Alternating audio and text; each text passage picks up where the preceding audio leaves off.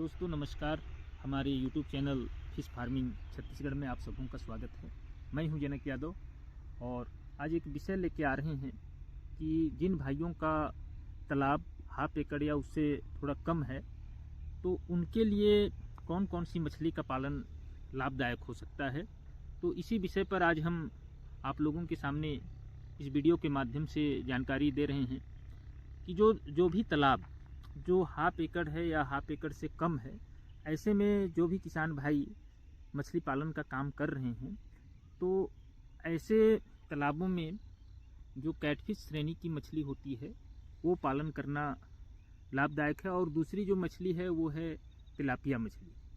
ये जो तीन मछलियां हैं ये हाफ एकड़ या उससे कम के तालाब में पालन करना लाभदायक होता है।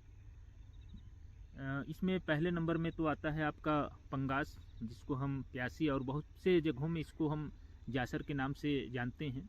और दूसरी मछली है रूपचंदा और जो तीसरा मछली है वो है आपका तिलापिया, मोनोसिक्स तिलापिया के नाम से जो प्रचलित है। तो भाइयों जो भी छोटे तालाब हैं उन तालाबों में हमको सफलतम रूप से या व्यावसायिक रूप से मछली पालन का काम करना है फीडिंग के साथ। तो छोटे तालाबों में जो हमको अधिक लाभ देता है वो है आपका ये मछलियां हैं और इन मछलियों का पालन करके हम अच्छा मुनाफा ले सकते हैं। इन मछलियों के पालन से लाभ ये है कि ये छोटे तालाब में बहुत अच्छा ग्रोथ करता है और दूसरा लाभ ये है कि ये कम समय में तैयार हो जाता है, इसलिए ये अधिक लाभदायक होता है छोटे तालाबों में। तो हमको इन बातों को भी ध्यान में रखकर अपने तालाब में मछली का बच्चा छोड़ना चाहिए।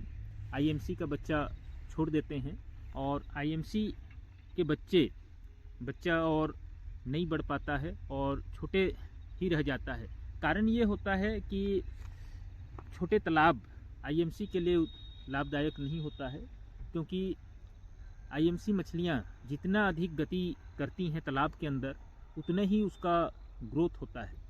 तो साथियों, जब भी आपको छोटे तालाब में मछली पालन करना है तो सोच विचार करने के बाद आप काम कीजिए, क्योंकि ये भी एक ऐसा काम है जिसको हम डालते हैं और हानि होती है तो बाद में हमको पछताना होता है और हमारी जो उत्साह है, रुचि है मछली पालन का, वो धीरे धीरे कम होने लगता है।